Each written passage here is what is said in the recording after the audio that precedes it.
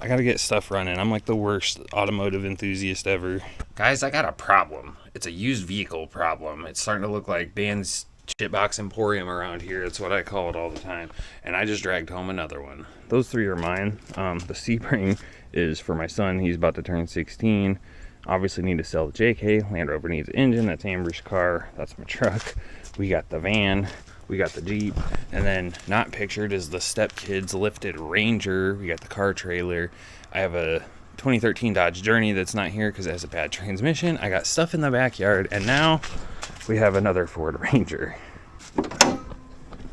So it does have the 4-liter, which is cool. It has a brand new battery that has a dead cell in it, so I gotta go exchange that later today. But this thing does run, with the exception of when I went over there, I started it. It ran for like 3 seconds and died, and I can't hear the fuel pump kicking on. So the fuel pump was working. Now it's deciding it doesn't want to work, so I don't know if we got a ground issue, mouse chewed wire, I don't know. But there's a little bit of a story with this truck, and it's why I ended up with it. It actually has a little bit of sentimental value to me because this was actually my mom's truck. It was her daily driver, and you know, she died 2 years ago.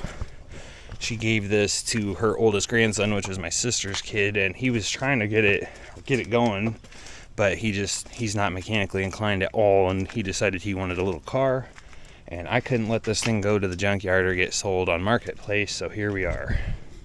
But yeah, we got the Bluetooth tailgate. We got the Bluetooth cab corners, the Bluetooth rockers, and the Bluetooth front bumper cover.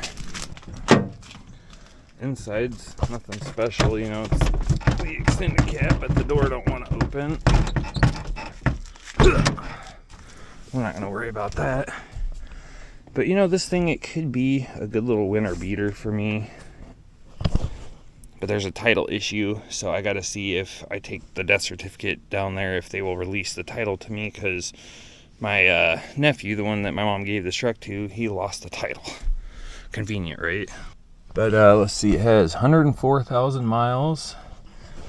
And it does have some new stuff that we did to it before my mom died. Last I can remember, it runs pretty good. Tires leak down. But it has all new exhaust, like front to back. It's a super rusty truck. I mean, we live in Iowa, for fuck's sake, but all new exhaust. All new exhaust.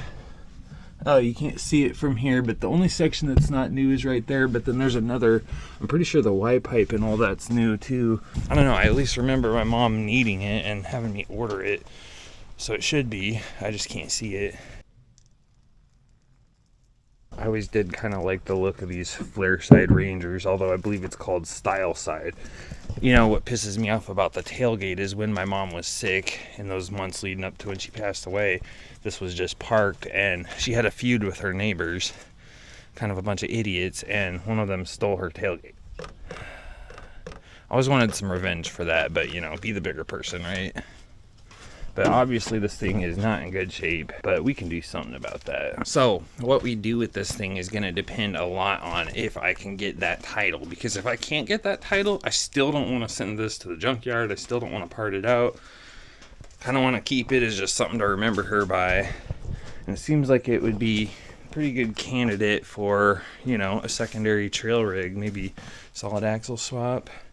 Maybe something that I can literally give zero fucks about and bounce off of trees, like I don't already do that in this thing. But I try not to tear this thing up. I just tear it up sometimes anyway. But I don't know. I think it'd be cool to have like a little truck to just putt around in. Nothing fancy, no 1-tons or anything like that. Just maybe 33s. I've got a Dana 30 sitting in the driveway. I could solid axle swap into the front of it. You know, basically put it together with a bunch of old Jeep parts that I got laying around and go flog on it in the woods. By the way, side note, if you were one of the ones that were lucky enough to see my last video before I pulled it down, I do have an update coming for that soon. I'm going to actually repost that video, but I have to edit some other stuff into it. And the story was, it was a skid plate that goes between the belly pan and my engine oil skid. And I connected it all together, not thinking that the engine oil skid is one with the engine. So it needs to move, you know, because it's mounted on bushings. And the belly pan is one with the frame, and I connected it all together, and it's actually bolted through the bell housing. So if I go flog on this, it's it could actually break the tabs off the bell housing. And thank you, by the way, to one of the viewers commented on the video, and they're like, hey, isn't that going to cause problems? And I'm like, oh my god, I cannot believe I overlooked that. But I'm coming up with a plan, probably just a different way to mount it to where it's not mounted directly to that engine oil skid. So I'm going to have to build something that, like a cross member or some way to get it to go to the frame. But yeah, there's your update on that if you were wondering why I posted a video and then it disappeared. I can promise you my neighbors don't like me and all the vehicles I have here, because usually I have like stuff just everywhere. And with winter coming, they will ticket me for leaving it on the street when it snows. So I usually end up parking some in the yard. But last winter they ticketed me for that, or they gave me a warning, whatever. So I think the Land Rover is going to go right here, because the Land Rover needs engine. I can get it started and run, but it's in bad shape. Something's really wrong with it. And I just don't want to have to be trying to move it every time it snows, you know what I mean? You know what? I started to do a video about this thing, trying to see what's wrong with it. I'll put a little clip in here. You can see how bad it sounds.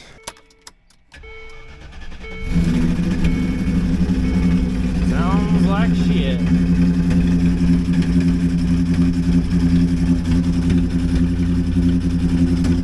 That picking's pretty bad though.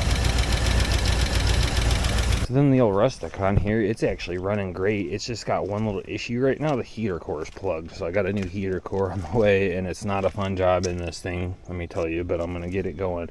I still do want to sell this, but right now it's basically my backup vehicle. If something happens to the truck, I can drive this to work, you know, at least until I get something else running. In the summer, the white Jeep is kind of my backup vehicle. I like to drive it. Something's got to give here. I got to get stuff running. I'm like the worst automotive enthusiast ever. Of course, the old Sebring here, this thing was destined for the junkyard. It had overheated so many times, had so much stuff wrong with it. It was actually my sister's old car. Amber had bought it for a couple $100, drove around for a little bit, overheated it a bunch of times, and you know, it sat for a year. And then when my kid, I'm like, okay, I got to get him a car.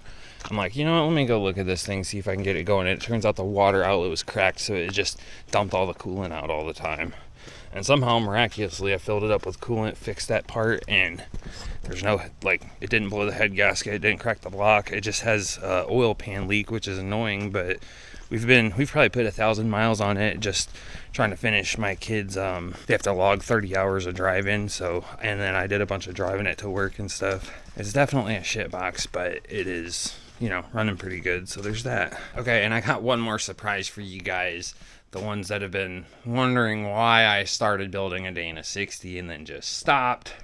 We have dug it out of the deep dark corner it was in, and there's been some background work going on, and I do plan on finally getting back to this thing and getting this swapped in. The Jeep this winter, I'm really hung up on what steering I'm going to use and some other things. That's kind of why I stopped working on it. It wasn't just the surgery. I kind of just got stuck.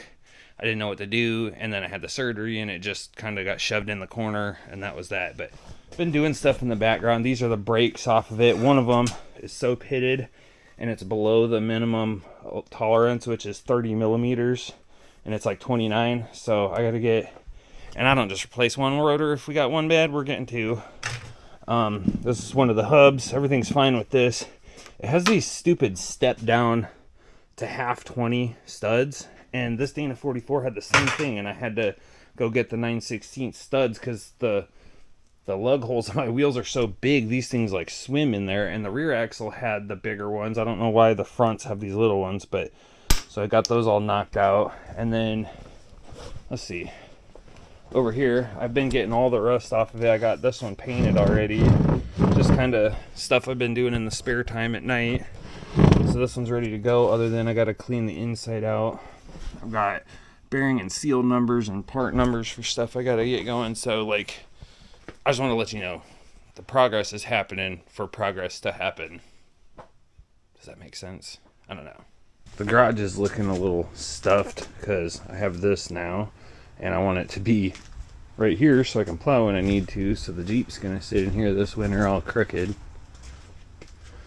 Should be enough room to get the front axle work done that I need to do. Well, anyway, guys, let me know what you think I should do with the Ranger. Like, I kind of just want to keep it and just have it be a beater, a work beater, a winter beater. Try to keep the salt off my other vehicles in the winter because, you know, if you live in the Midwest or the Rust Belt, you just know.